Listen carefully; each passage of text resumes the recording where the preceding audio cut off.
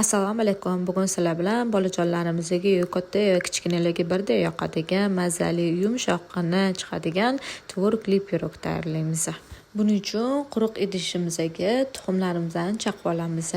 Men 4 ta tuxum ishlatdim. Sizlar tuxumlaringlarni katta kichkinaligiga qarab 5 ta yoki 4 ta ishlatasizlar. Oldindan yuvib quritilgan tuxumlarimizni idishimizga chaqib, mikser yordamida tuxumlarimizni ko'pirtirib olamiz. Mikserimizni oldin past skorosda, keyin sekin-sekin baland qilib, oxirigacha skorsini ko'taramiz. Tuxumlarimizni oppoq, o'zidan 2-3 barobar ko'paygunicha mikser qilib olamiz. Keyin sekin-sekin astalik bilan shakar solishni boshlaymiz.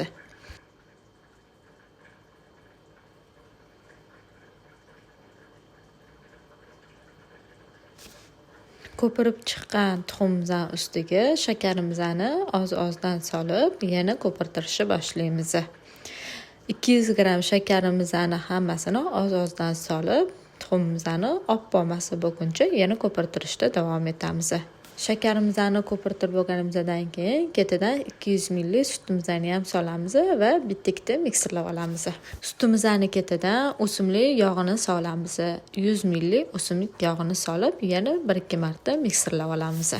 Ketidan unimizni ham solamiz. Unimizni albatta eldan o'tkazishimiz shart. Shunda piroglarimiz har safar o'xshab chiqadi. Unimizni ham elaganimizdan keyin uni ketidan razrihli va ozgincha vanilin ham sovuramiz. Biskvitimiz uchun 10 gram razrihli ishlatamiz. Vanilinimizni yarmini biskvitimizga, qolgan yarmini bo'lsa tvorogimizga solib ishlatamiz. Asta-sekinlik bilan massamizni yana ko'pirtirishda davom etamiz. Unimizni hammasini solib ko'pirtiramiz va idishimizni chetlarini yaxshilab tozalab olamiz. Biskvitimiz shunaqa quyuqlik darajasida bo'ladi. Endi tvorogli nachinkamizni tayyorlab olamiz. Buning uchun bizga 400-500 gram atrofida tvorog kerak bo'ladi. Men Latiko mahsulotlaridan ishlatdim. Sizlarga ham tavsiya qilaman ishlatib ko'rishinglarni. Bu tvorogli pirogimiz uchun iloji boricha quruq tvorogdan foydalanishinglarni maslahat beraman. Shunda suvi ham chiqib ketmaydi va har doim piroginglar o'xshab chiqadi. 400 gram tvorogimizni idishimizga solganimizdan keyin ketidan bitta tuxumimizni ham chaqib olamiz. 60 gram shakarimizni ham solib, 1 qoshiq kraxmal kukunidan ham solamiz. Kraxmal kukuni suvi chiqib ketmasligi uchun. Va massamizni yaxshilab blenderlab olamiz. Silliq tekis massa bo'lgunicha.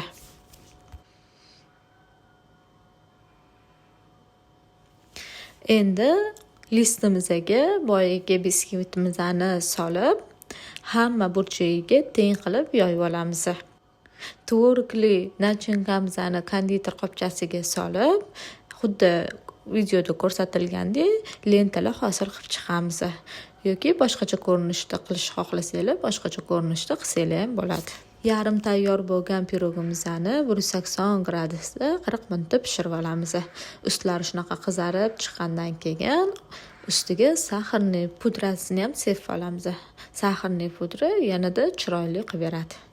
Pirogimiz shunaqa ishib, ichlari yumshoqqina bo'lib chiqadi. Kattalarga ham, yosh bolalarga ham juda ham yoqadi. Albatta uydinglarga bu pishirilgan tayyorlab berishingizni tavsiya qilaman. Video sizga manfaatli bo'lgan bo'lsa, kanalimga obuna bo'lib, like va kommentariy yozishingizni kutib qolaman. E'tiboringiz uchun rahmat.